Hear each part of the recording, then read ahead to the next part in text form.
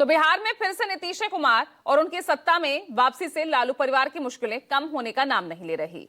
देखिए, पहले तो यहां बिहार चुनाव में किस तरह से जनता के जन समर्थन से मुंह की खाने को मजबूर किया गया और अब सत्ता की धमक से नीतीश सरकार लालू परिवार की चुनौतियां बढ़ा रही है। दरअसल खबर यह है कि बिहार विधान परिषद में विपक्ष की नेता राबड़ी देवी को सरकारी आवास खाली करने का फरमान सुनाया गया। यानी करीब 20 साल से जिस पते पर लालू परिवार मिलता आया है, अब वो सरकारी पता बदलने वाला है, जिसको लेकर सियासत तेज हो गई है।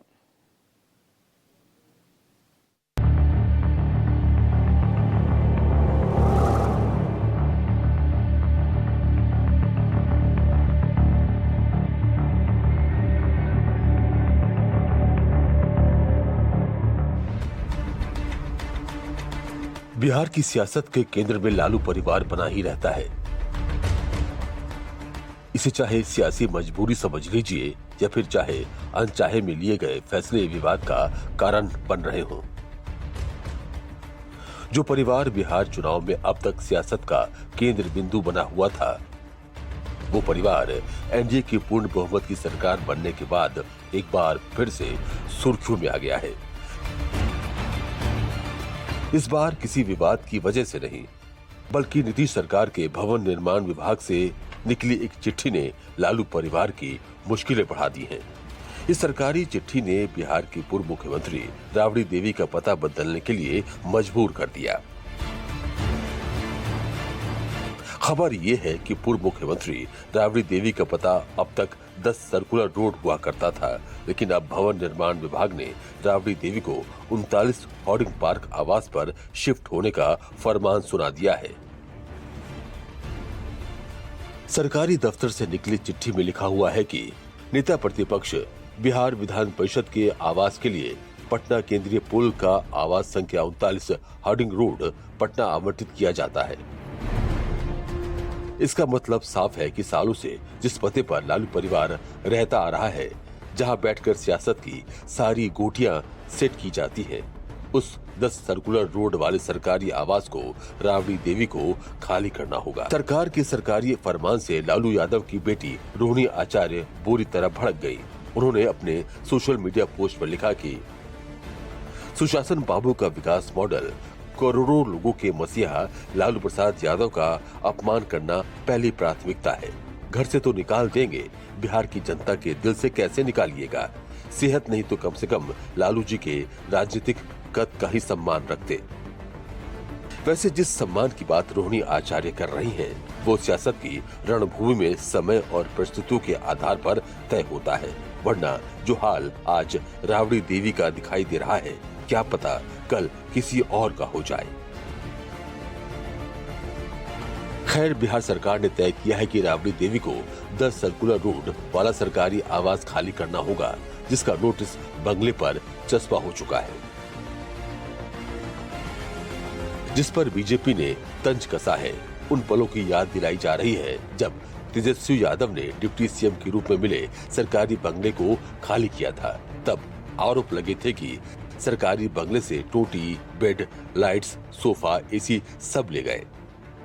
अब बीजेपी कह रही है कि पहली बार जो हुआ सो हुआ, लेकिन अब की बार टोटी चोरी नहीं करने देंगे।